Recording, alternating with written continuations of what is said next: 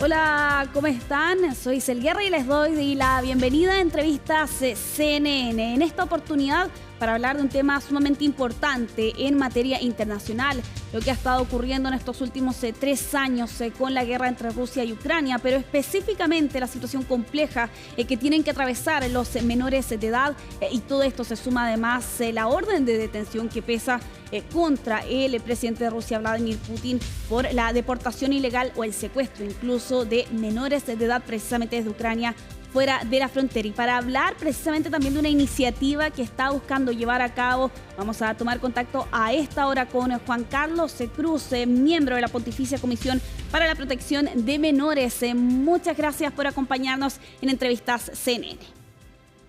Muchas gracias, Isel, por invitarme.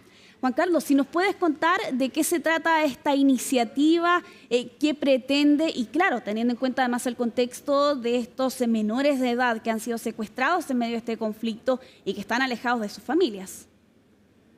Sí, mira, desde que Rusia invadió Ucrania el 2022, empecé una iniciativa con una religiosa argentina que vive en España, muy conocida, que se llama Sor Lucía Caram.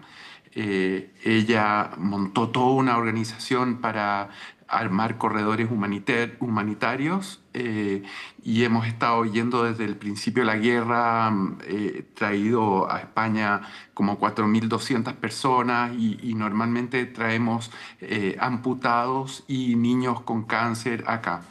Y una de las cosas que me he ido metiendo, conociendo allá, y ya después de 3 años y medio trabajando en Ucrania, casi mes por medio, me voy un tiempo, es el drama de los niños secuestrados por Rusia. Hace una semana estuve en Kiev y pude conversar con unos niñitos de 12 y 14 años, por ejemplo, y su familia, que acababan de volver a Ucrania después de estar secuestrados como 2, 3 años en la parte ocupada de Ucrania, y sin ver a su familia. Mira, te lo prometo que encoge el alma en todo eso. Sí, sin duda. ¿Y qué te contaron precisamente estos menores? ¿Cómo fue esa realidad? ¿Cómo, dentro de lo que se puede, ¿no? Por cierto, cómo fueron ese tiempo que estuvieron alejados de sus familias? Se entiende en otro idioma, ¿no? También, que es el ruso, en este caso, sobre todo en las zonas ocupadas. ¿Qué nos puedes contar precisamente de esos relatos que te mencionaron a ti? Mira, uno, por ejemplo, me contaba, bueno, primero decirte que Rusia ha secuestrado literalmente a 20.000 niños ucranianos, 20.000, que impresionante.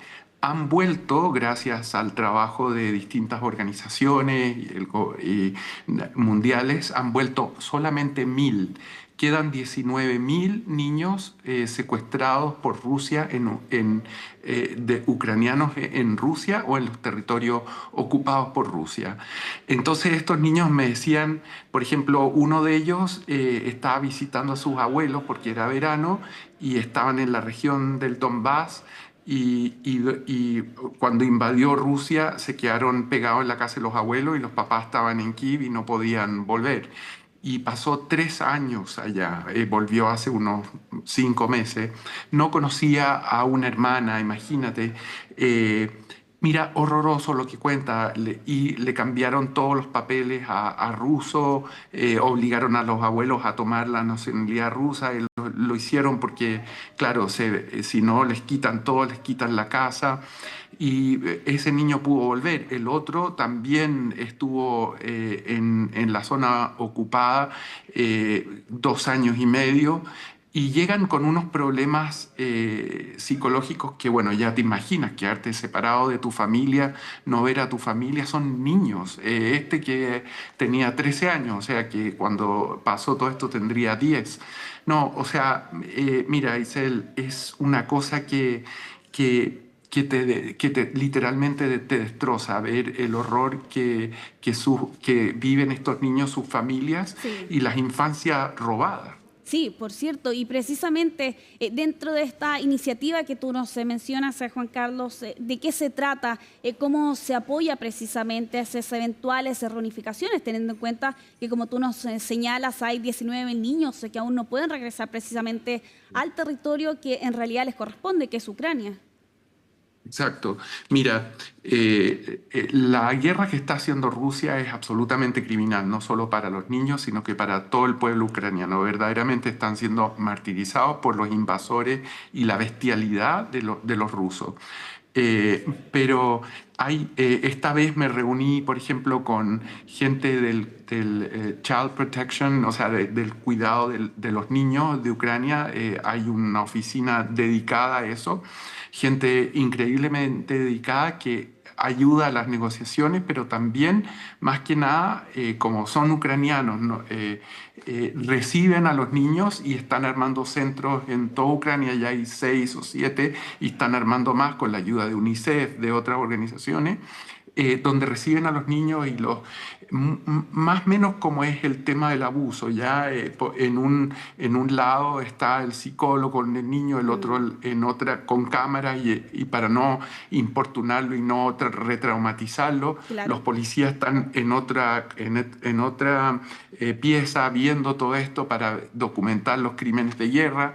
Y en otro lado están las familias esperando y los ayudan a reinsertarse. Es todo un trabajo que uno diría, bueno, vuelven a su familia y qué felicidad. Eso sin duda. Pero también es todo un trabajo, imagínate, 3 años viviendo este horror con invasores, viendo torturas, viendo las cosas más horribles. Hemos traído también gente que ha estado presa, que estaba en Azovstal o en Mariupol, que estuvieron presos y los tuvieron presos en Rusia. Las mujeres no te pueden hablar, no porque no confíen en ti, pero no te pueden contar las barbaridades y las torturas que han sufrido. Los hombres igual, es tremendo, Isel. Sí, y por eso precisamente pesa contra el presidente de Rusia, Vladimir Putin, esta orden de captura de parte de la Corte Penal Internacional y precisamente relacionado con la situación de los menores. A tu juicio, ¿qué ocurre también aquí con las instancias internacionales? ¿Ves un respaldo mayor de diferentes organismos precisamente en algo tan específico como puede ser precisamente la situación de los menores en Ucrania y sobre todo aquellos que han sido o que no han podido volver por lo demás a su país? Mira, es tremendamente triste y tremendamente frustrante. O sea, lo que pasa en Ucrania, lo que pasa en Gaza, Por cierto. los niños son los que, bueno, todos sufren. Obviamente en una guerra no gana nadie, pero los niños sufren de una manera brutal. Les robas la vida, les paras en seco su crecimiento, todo lo que significa ser niño, ¿no? Y poder vivir una vida por delante. Eh, es tremendo. Yo te diría que lo único que me gusta decirle a la gente es por favor no se olviden no normalicen bueno, hay una guerra en Ucrania. Sí, bueno, hay guerra en Ucrania. No es normal. Lo que pasa en Gaza no es normal. No nos tenemos que acostumbrar, tenemos que seguir dentro de lo que uno pueda, porque claro, a veces uno está en Chile o está en otra parte, yo vivo en Madrid, claro, la guerra a Ucrania está más cerca, Claro. pero uno tiende como a decir, bueno, esto está pasando ya, bueno, yo sigo mi vida. No, no, no es normal que esto esté pasando, no es normal que como seres humanos no tratemos de hacer algo por eso. Juan Carlos, y desde este lado del planeta, desde Chile, ¿hay alguna forma en la que podamos contribuir precisamente a la labor que haces tú por todo este tiempo? ¿Se puede apoyar desde alguna forma desde nuestro país?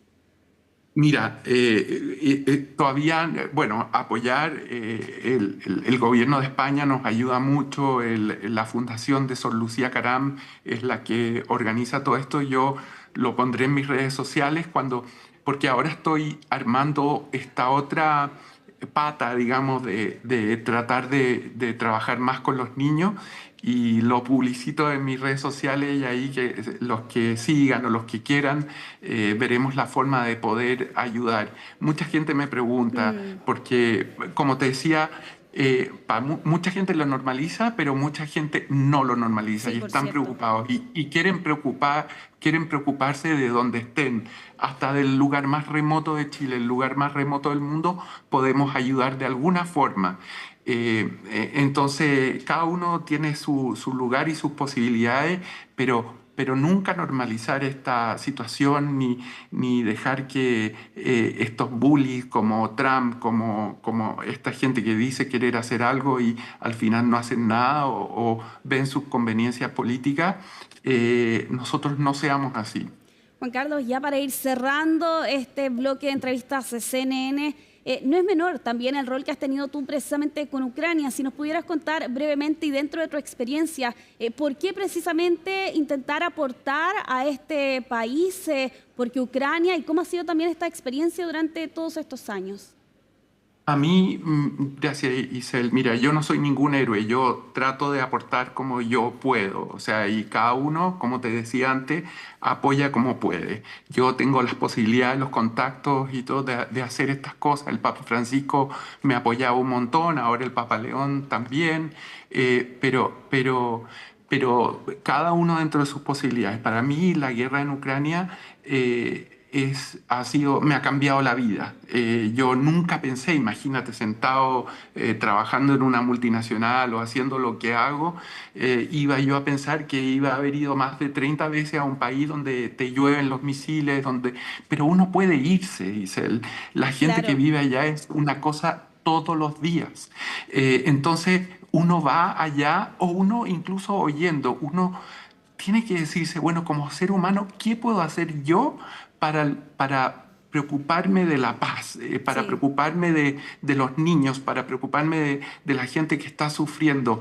¿Qué puedo hacer yo desde mi lugar? Mira, hay miles de cosas que se pueden hacer y cada cosa, por pequeña que sea, importa y vale la pena. Sin duda, y sobre todo teniendo en cuenta la situación dramática que han estado atravesando los menores de edad allá en Ucrania, así como también en otros conflictos que hay en nuestro planeta. Muchas gracias a Juan Carlos Cruz, miembro de la Pontificia Comisión para la Protección de Menores, por contarnos tu relato y sobre todo también de la situación que está pasando Ucrania y los niños en ese país. Muchas gracias a ti, muchas gracias a toda la gente que no normaliza esto Sí. y quiere hacer algo. Gracias. Muchas gracias. Y así finalizamos entrevistas CNN con la mirada puesta, por cierto, en ese país. No se despeguen de la sintonía de CNN Chile.